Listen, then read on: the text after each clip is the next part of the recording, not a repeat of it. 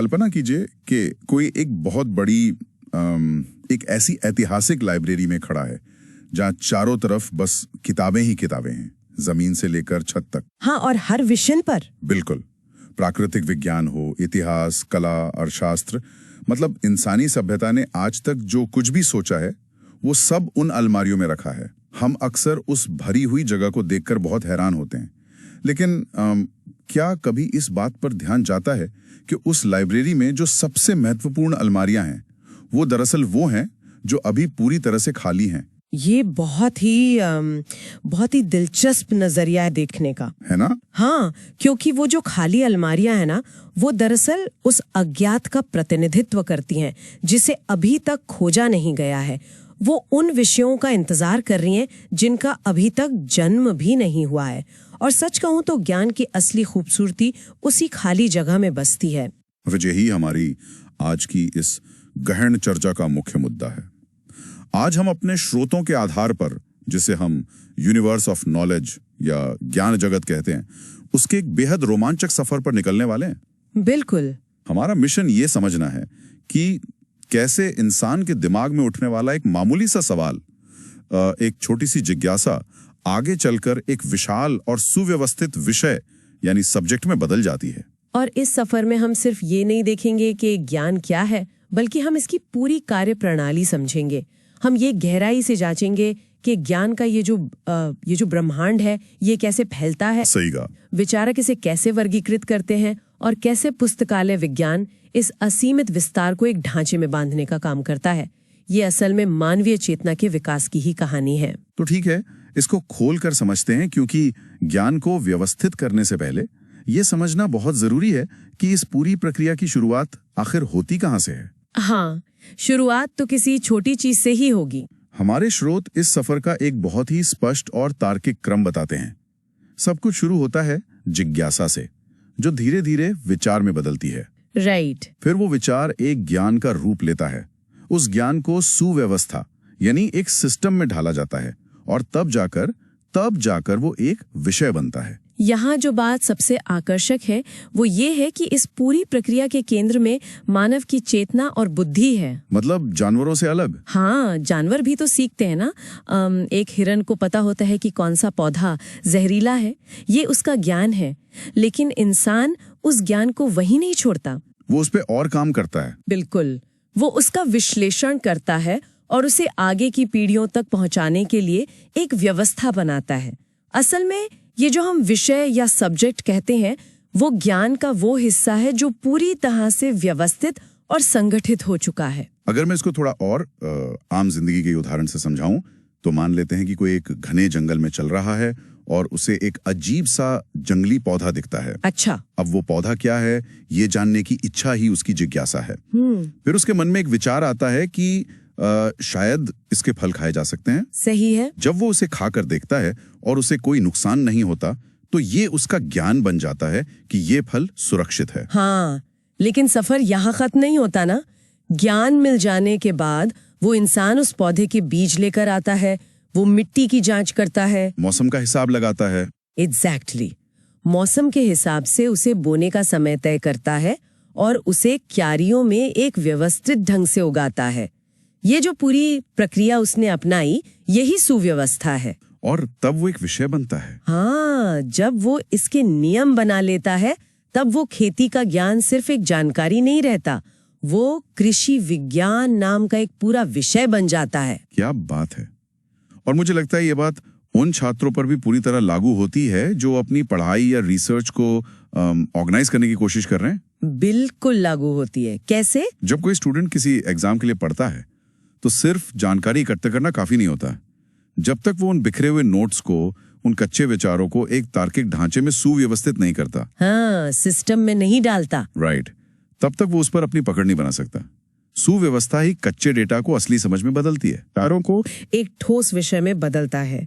लेकिन यहाँ एक और गहराई वाली बात है जिस पर हमारे स्रोत जोर देते हैं। वो क्या? ये कि विषय जगत में सिर्फ वही चीजें शामिल नहीं हैं जो हमें पता है। जो अज्ञात है, जो अभी तक खोजा नहीं गया है, वो भी विषय का एक अहम हिस्सा होता है। रुकिए, ये थोड़ा अजीब नहीं लगता? मतलब जो चीज हम जानते ही नहीं वो किसी विषय का ऐसा कैसे हो सकती है? इसे ऐसे समझिए कि हर विषय की एक सीमा होती है और उस सीमा के पार एक अंधेरा होता है। जब कोई वैज्ञानिक कैंसर का इलाज खोज रहा होता है तो वो उस अज्ञात क्षेत्र में ही तो काम कर रहा होता है ना। उस दिशा में बढ़ रहा होता है। बिल्कुल, वो अज्ञात हिस्सा ही उस विषय को जिंदा रखता है और उसे आगे बढ़ने की दिशा देता है। अगर किसी विषय में कुछ भी अज्ञात न बचे तो वहाँ और रिसर्च हो ही नहीं सकती। एकदम सही, वो विषय वहीं खत्म हो जाएगा।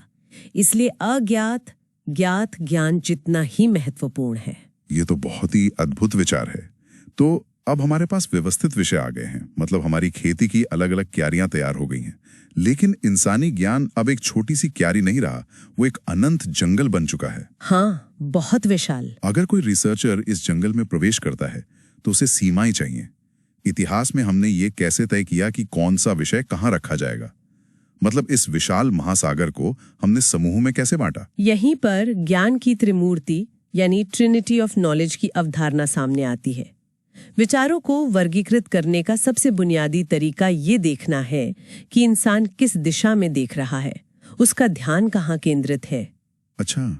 इसी के आधार पर संपूर्ण ज्ञान को 3 मुख्य श्रेणियों में बांटा गया है। तो पहली श्रेणी तो वो होगी जब मनुष्य अपना ध्यान बाहर की तरफ यानी प्रकृति की तरफ लगाता है। बिल्कुल। जब इंसान और प्रकृति का आमना सामना होता है तो प्राकृतिक विज्ञान यानी नेचुरल साइंस का जन्म होता है। भौतिकी, रसायन विज्ञान, जीव विज्ञान, ये सब इसी का हिस्सा है, जहां हम ये समझने की कोशिश करते हैं कि ये ब्रह्मांड कैसे काम करता है। एकदम सही। और दूसरी श्रेणी तब बनती है जब मनुष्य बाहर देखने के बजाय अपने भीतर झांकता है, खुद के अंदर। हाँ, जब अध्ययन का केंद्र स्वयं होता है तब मानविकी यानी ह्यूमैनिटीज का निर्माण होता है। इसमें साहित्य, दर्शन, कला और भाषा जैसे विषय आते हैं जो हमारी भावनाओं से जुड़े हैं। हाँ, ये श्रेणी हमें ये समझने में मदद करती है कि हमारे वजूद का अर्थ क्या है, हम कैसे महसूस करते हैं। और तीसरी श्रेणी है जब मनुष्य न तो सिर्फ प्रकृति को देखता है और न ही सिर्फ खुद को, बल्कि वो अपने आसपास के दूसरे मनुष्यों को यानी पूरे समाज को देखता है। सही पकड़ा। मनुष्य और समाज के समीकरण से सामाजिक विज्ञान यानी सोशल साइंस बनता है।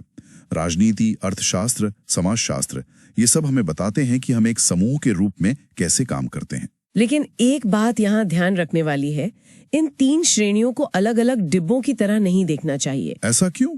क्योंकि असली जादू तो इनकी सीमाओं पर होता है। उदाहरण के लिए जब कोई ये अध्ययन करता है कि जलवायु परिवर्तन का, जो कि प्राकृतिक विज्ञान का हिस्सा है, हाँ, उस जलवायु परिवर्तन का इंसानों के मानसिक स्वास्थ्य पर, जो मानविकी का हिस्सा है, उस पर क्या असर पड़ता है, तो वो इन सीमाओं को लांघ रहा होता है। इसीलिए ज्ञान को बांटना इतना आसान नहीं है जितना ये कागज पर दिखता है। ये बहुत सही पॉइंट है और इस बात से हम अपने स्रोतों के उस हिस्से पर पहुंचते हैं जो मुझे सबसे ज्यादा जटिल और दिलचस्प लगा। कौन सा हिस्सा? इन 3 श्रेणियों को देखकर लगता है कि ज्ञान को छांटना बहुत सीधा काम है, लेकिन ज्ञान कोई पत्थर तो है नहीं जो एक जगह टिका रहे। इसका व्यवहार बहुत तरल और जटिल होता है। बिल्कुल, और इसके लिए हमें ज्ञान जगत की विशेषताओं को समझना होगा। स्रोतों में इन विशेषताओं को 10 अलग अलग बिंदुओं में समझाया गया है, जिन्हें 3 मुख्य समूहों में रखा गया है: स्वभाव, संरचना और विकास प्रक्रिया। तो चलिए समूह ए से शुरू करते हैं, जो ज्ञान जगत के स्वभाव के बारे में है। स्रोत बताते हैं कि ज्ञान गतिशील है, यानी ये हमेशा बदलता रहता है, कहीं रुकता नहीं। हाँ, ये अनंत है, इसकी कोई सीमा नहीं है। इसके अलावा ये बहुआयामी है, जो कई दिशाओं में एक साथ फैलता है। और चौथी बात, ये निरंतर है, यानी इसमें एक लगातार बहाव है। ये जो निरंतरता है ना, ये बहुत महत्वपूर्ण है। इसका मतलब है कि ज्ञान की कड़ियां एक दूसरे से जुड़ी हुई हैं, एक चेन की तरह। हाँ, विज्ञान के इतिहास में कोई भी खोज शून्य से शुरू नहीं होती, वो हमेशा पिछली खोजों की नींव पर खड़ी होती है। इसमें कोई अचानक दरार नहीं आती, ये एक लगातार बहने वाली नदी की तरह है। अच्छा, ये स्वभाव वाली बात तो पूरी तरह से समझ आती है, लेकिन जब हम समूह बी पर आते हैं, जो इसकी संरचना यानी स्ट्रक्चर के बारे में है, तो मुझे यहाँ एक बड़ा विरोधाभास नजर आता है। विरोधाभास? कैसा विरोधाभास? देखिए, इसमें 2 विशेषताएं दी गई हैं। एक है सुसंगता यानी कोहेरेंस, जिसका मतलब है कि ज्ञान आपस में गहरे स्तर पर जुड़ा हुआ है, और दूसरी विशेषता है स्वाधीनता यानी इंडिपेंडेंस, जिसका मतलब है कि हर विषय का अपना स्वतंत्र अस्तित्व है। मेरा सवाल यह है कि कोई चीज एक ही समय में स्वतंत्र और आपस में जुड़ी हुई कैसे हो सकती है? ये तो मतलब पूरी तरह से कॉन्ट्राडिक्ट कर रहा है एक दूसरे को। ये सवाल बहुत लोग पूछते हैं। अगर हम इसे व्यापक संदर्भ से जोड़ें तो ये विरोधाभास नहीं है, बल्कि एक बहुत ही खूबसूरत संतुलन है। कैसे? इसे एक उदाहरण से समझते हैं। मान लीजिए एक जीव विज्ञानी, एक बायोलॉजिस्ट कोशिका का अध्ययन कर रहा है। जीव विज्ञान अपने आप में एक पूर्ण स्वतंत्र और स्वाधीन विषय है। उसके अपने नियम है। बिल्कुल, उसके अपने नियम हैं, अपने शोध के तरीके हैं। वही दूसरी तरफ एक रसायन विज्ञानी, एक केमिस्ट अणुओं का अध्ययन कर रहा है, जो फिर से एक बिल्कुल स्वतंत्र विषय है। हाँ, दोनों के अपने अलग अलग डिपार्टमेंट होते हैं यूनिवर्सिटीज में। लेकिन अब सोचिए, क्या कोई कोशिका बिना रासायनिक प्रतिक्रियाओं के काम कर सकती है? नहीं, बिल्कुल नहीं। तो जब जीव विज्ञानी उस कोशिका के भीतर ऊर्जा बनने की प्रक्रिया को समझता है, तो उसे रसायन विज्ञान के नियमों की जरूरत पड़ती ही है। यहीं पर बायोकेमिस्ट्री का जन्म होता है। बड़े परिदृश्य में संपूर्ण ज्ञान जगत में सभी विषय एक दूसरे पर निर्भर हैं, वो सुसंगत हैं, वो स्वतंत्र हैं, फिर भी एक अदृश्य धागे से बंधे हैं। वाह, ये तो ऐसा है जैसे किसी ऑर्केस्ट्रा में हर इंस्ट्रूमेंट अपना अलग और स्वतंत्र संगीत बजा रहा है। सही कहा। यानी वो स्वाधीन है, लेकिन जब वो सब एक साथ बजते हैं तो उनके बीच एक गहरा तालमेल होता है, जिससे एक सुसंगत और मधुर धुन पैदा होती है। एकदम सटीक तरीके से आपने इसे पकड़ा है। और इसी धुन के साथ हम समूह सी तक पहुंचते हैं, जो विकास प्रक्रिया को दर्शाता है, जो ये समझाता है कि ज्ञान आगे कैसे बढ़ता है। हाँ, इसमें कुछ भारी भरकम शब्द आते हैं, जैसे प्रगतिशील पृथक्करण 1 और 2, प्रोग्रेसिव सेग्रीगेशन। हाँ, और प्रगतिशील व्यवस्थापन और सामवर्ती व्यवस्थापन। तो चलिए प्रोग्रेसिव पृथक्करण के इस रहस्य को थोड़ा खोलते हैं। ये पृथक्करण 1 और पृथक्करण 2 के बीच का आखिर क्या अंतर है? इसे एक पेड़ के विकास की तरह देखिए। पृथक्करण 1 तब होता है जब एक बड़ा विषय टूटकर 2 या अधिक बिल्कुल नई और समानांतर शाखाओं में बढ़ जाता है। अच्छा, 2 क्या है? पृथक्करण 2 तब होता है जब उस बड़ी शाखा में से कोई एक बहुत ही विशिष्ट समस्या या तत्व अलग होकर अपना खुद का एक नया विषय बना लेता है। जैसे कोई छोटी टहनी निकल आई हो। हाँ, उदाहरण के लिए चिकित्सा और कानून दोनों अलग अलग विषय हैं, लेकिन जब अपराधों को सुलझाने के लिए मेडिकल ज्ञान की जरूरत पड़ी तो फॉरेंसिक साइंस बन गया। एकदम सही। मेडिकल ज्यूरिस्प्रूडेंस या फॉरेंसिक साइंस नाम का एक बिल्कुल नया केंद्रित विषय बाहर आ गया। ये टाइप 2 हुआ। ये तो बहुत स्पष्ट है। लेकिन फिर ये समवर्ती व्यवस्थापन क्या है? समवर्ती मतलब कॉन्करेंट, जो एक साथ हो रहा हो। बिल्कुल। जब ये नए विषय टूटकर अलग हो रहे होते हैं तो वो महज एक बिखरे हुए मलबे की तरह हवा में नहीं तैरते। अच्छा। जैसे ही कोई नया विषय अलग होता है, वो उसी समय तुरंत अपने भीतर नए नियम, नई श्रेणियां और अपना खुद का एक नया ढांचा बनाने लगता है। साथ के साथ। हाँ, मतलब बनने की प्रक्रिया और व्यवस्थित होने की प्रक्रिया दोनों एक साथ समवर्ती रूप से चलती रहती हैं। ज्ञान का ब्रह्मांड लगातार फैल रहा है और साथ ही साथ खुद को ऑर्गेनाइज भी कर रहा है। यहाँ ये विषय वास्तव में और दिलचस्प हो जाता है, क्योंकि जब ज्ञान इतना विशाल है, अनंत है, गतिशील और लगातार बढ़ने वाला है, तो ये सवाल उठता है कि इतिहास में वो कौन लोग थे जिन्होंने इस बहते हुए महासागर को कागज पर उकेरने और उसका नक्शा बनाने का बीड़ा उठाया। इस सवाल का जवाब हमारी स्रोतों के अगले हिस्से में मिलता है, जहाँ वर्गीकरण के वास्तुकारों और विचारकों की बात की गई है। इस नक्शे को बनाने वाले शुरुआती लोगों में उन फ्रांसिस बेकन का नाम सबसे ऊपर आता है। Francis bacon.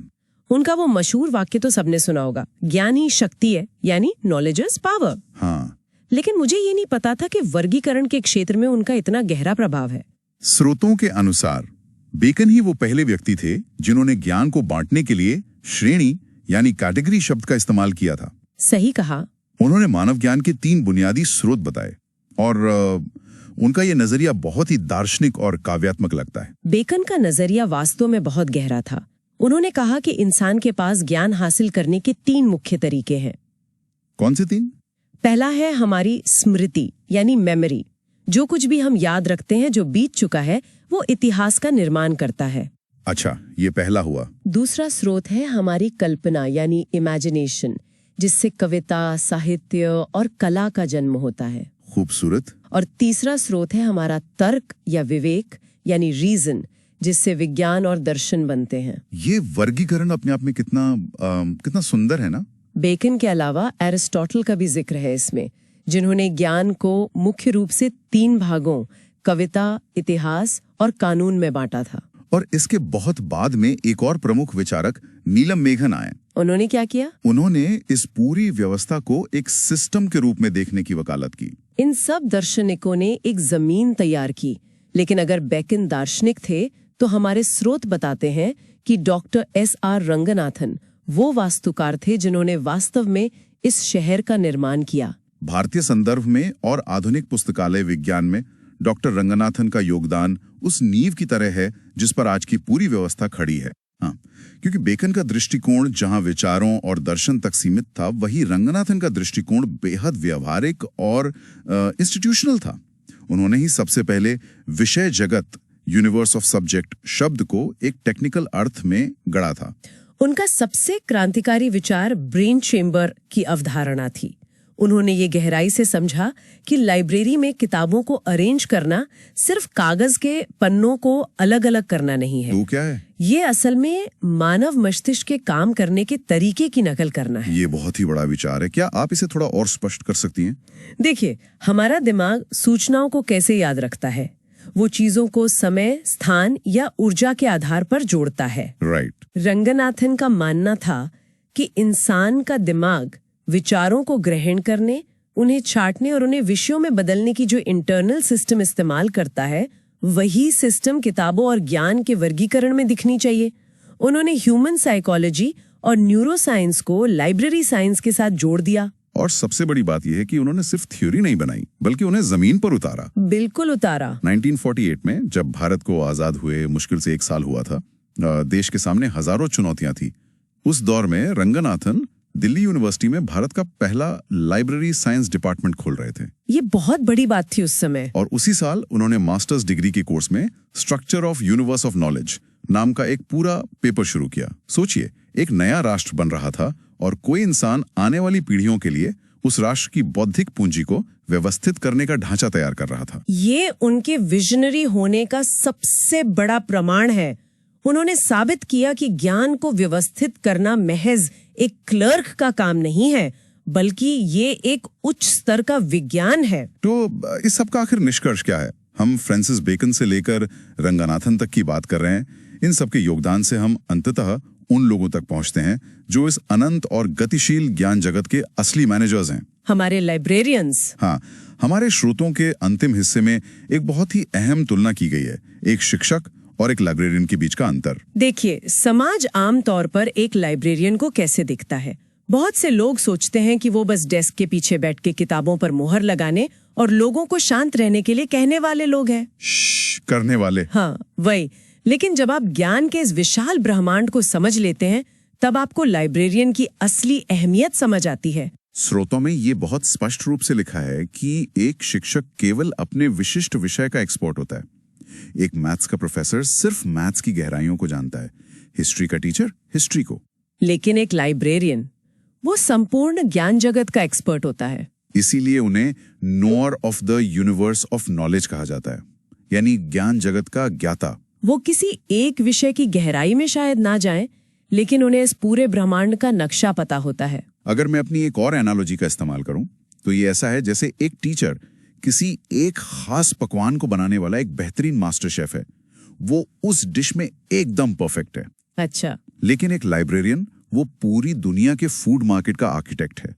उसे पता है कि कौन सा मसाला कहाँ से आता है और चीजों का पूरा विस्तार क्या है। और इस बात को अगर हम आगे बढ़ाएं, तो शेफ ये जानता है कि पास्ता कैसे पकाना है, लेकिन आर्किटेक्ट ये जानता है कि अगर इटली में सूखा पड़ा तो अगले महीने भारत में मसालों के व्यापार पर उसका क्या असर होगा। वाह, क्या लिंक किया है।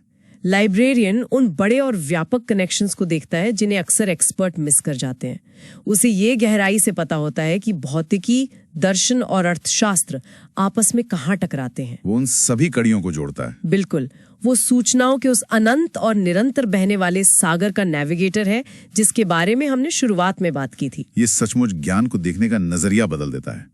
तो अगर हम आज की इस पूरी चर्चा को समेटें, तो हमने देखा कि कैसे मानव मस्तिष्क की एक छोटी सी जिज्ञासा एक विचार से होते हुए एक व्यवस्थित विषय का रूप ले लेती है। हाँ। हमने जाना कि कैसे ये सारा ज्ञान प्राकृतिक विज्ञान, मानविकी और सामाजिक विज्ञान के बीच बहता रहता है। और हमने ज्ञान के उन 10 जटिल गुणों को भी समझा जो इसे अनंत, गतिशील और एक साथ स्वतंत्र और सुसंगत बनाते हैं। सही। बेकन के दार्शनिक विचारों से लेकर डॉक्टर रंगानाथन के व्यावहारिक पुस्तकालय विज्ञान तक हमने देखा कि इस ज्ञान को व्यवस्थित करना मानव इतिहास की सबसे बड़ी उपलब्धियों में से एक है। लेकिन इस गहन चर्चा को खत्म करने से पहले मैं उस ध्यान को उसी छवि पर वापस ले जाना चाहता हूं जिससे हमने शुरुआत की थी, उस विशाल लाइब्रेरी की खाली अलमारियों। हाँ, वो अज्ञात का हिस्सा। जैसा कि हमने देखा, विषय जगत में वो भी शामिल है जो अज्ञात है। इसका मतलब है कि वो खाली अलमारियां कोई कमी नहीं है, बल्कि वो भविष्य के लिए छोड़ी गई जगह हैं। ज्ञान का ये सफर कभी रुकने वाला नहीं है। तो जरा सोचिए, आज अभी दुनिया के किसी कोने में किसी के दिमाग में उठने वाली कौन सी एक छोटी सी साधारण जिज्ञासा कल एक बिल्कुल नया विचार बनेगी। और परसों वो विचार कैसे एक पूरी तरह से नया विशाल विषय बनकर उन खाली अलमारियों में अपनी जगह बनाएगा। उस अज्ञात का हिस्सा बनने की संभावना हम सबके पास है। इस असीम ब्रह्मांड में विचार कभी खत्म नहीं होते, बस उन्हें एक सही दिशा की जरूरत होती है। तो इसी विचार के साथ हम आज की अपनी इस गहन चर्चा को यहीं विराम देते हैं। अपने आसपास की दुनिया को देखते रहिए और अपनी जिज्ञासा को हमेशा कल्पना कीजिए कि कोई एक बहुत बड़ी एक ऐसी ऐतिहासिक लाइब्रेरी में खड़ा है जहां चारों तरफ बस किताबें ही किताबें हैं, जमीन से लेकर छत तक। हाँ, और हर विषय पर। बिल्कुल। प्राकृतिक विज्ञान हो, इतिहास, कला, अर्थशास्त्र, मतलब इंसानी सभ्यता ने आज तक जो कुछ भी सोचा है वो सब उन अलमारियों में रखा है। हम अक्सर उस भरी हुई जगह को देखकर बहुत हैरान होते हैं, लेकिन क्या कभी इस बात पर ध्यान जाता है कि उस लाइब्रेरी में जो सबसे महत्वपूर्ण अलमारियां हैं वो दरअसल वो हैं जो अभी पूरी तरह से खाली हैं। ये बहुत ही दिलचस्प नजरिया है देखने का, है ना? हाँ, क्योंकि वो जो खाली अलमारी